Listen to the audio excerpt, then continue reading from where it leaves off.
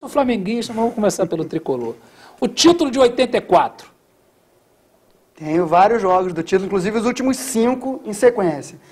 Da primeira fase eu tenho uma derrota do Fluminense para o Santos, mas a partir do jogo das quartas de final, 5-0 no Curitiba.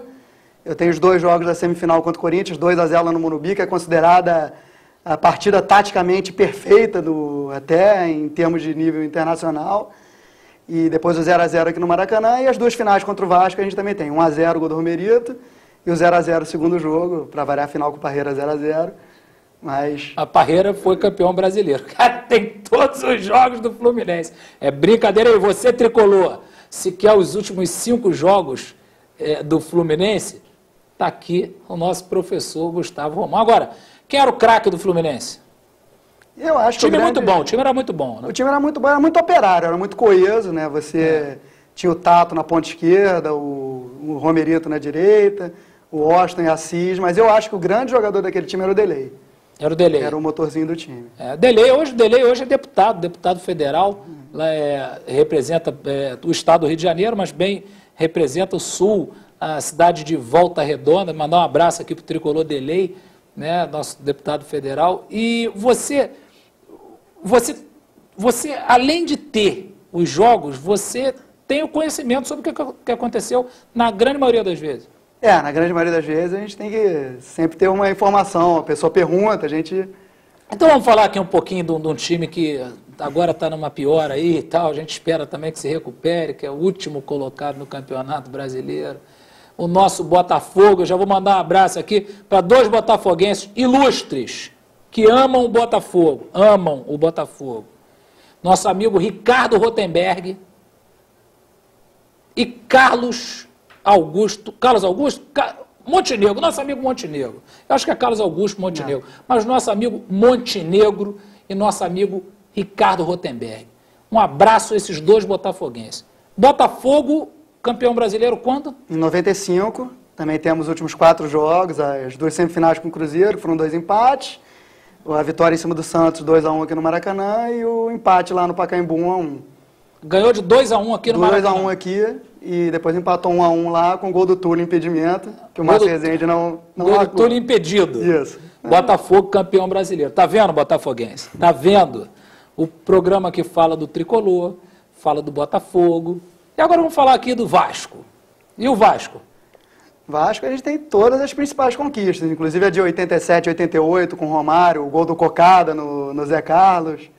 Gol do Cocada em cima do Flamengo. Em cima do Flamengo, na final de 88. Esse aí não mostra não, tô brincando, pode mostrar. Agora, nós temos imagens aqui, você tem imagem desse jogo? Tem imagem. Vamos mostrar a imagem, o gol do Cocada, eu não gosto nem de ver isso. Você, flamenguista, que está assistindo esse programa nesse momento, não ligue. Nós temos aqui muitas alegrias do Flamengo, que vão chegar a hora do Flamengo aqui. Mas o gol do Cocada foi o quê? Foi o gol do...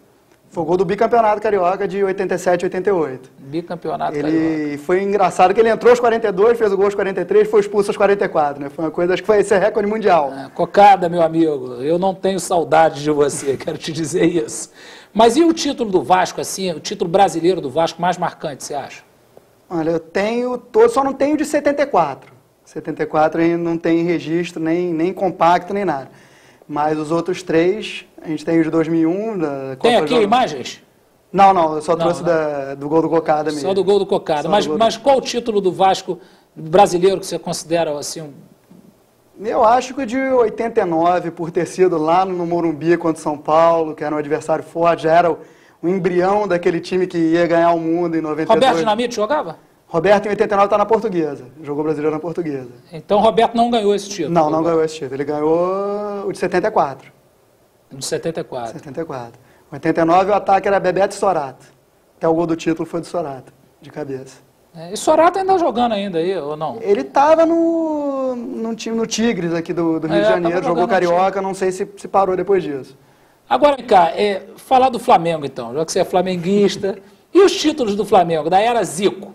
Poxa, temos todos. 78, o Rondinelli. Como é que foi o Rondinelli, por exemplo?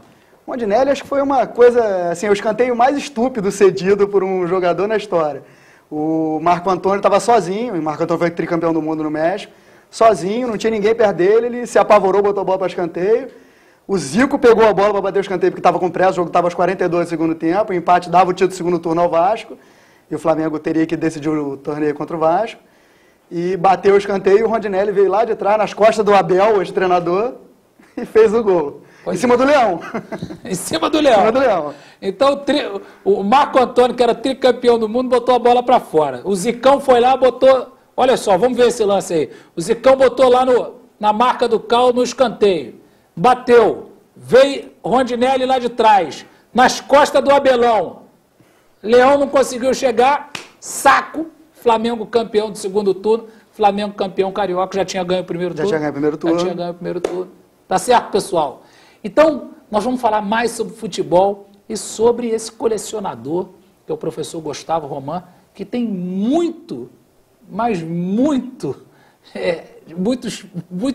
jogos, tem muito a nos contar aqui sobre toda a história que ele sabe do futebol brasileiro. Vamos falar também da seleção brasileira, né, dos títulos do Brasil, vamos falar dos jogos mais antigos que ele tem.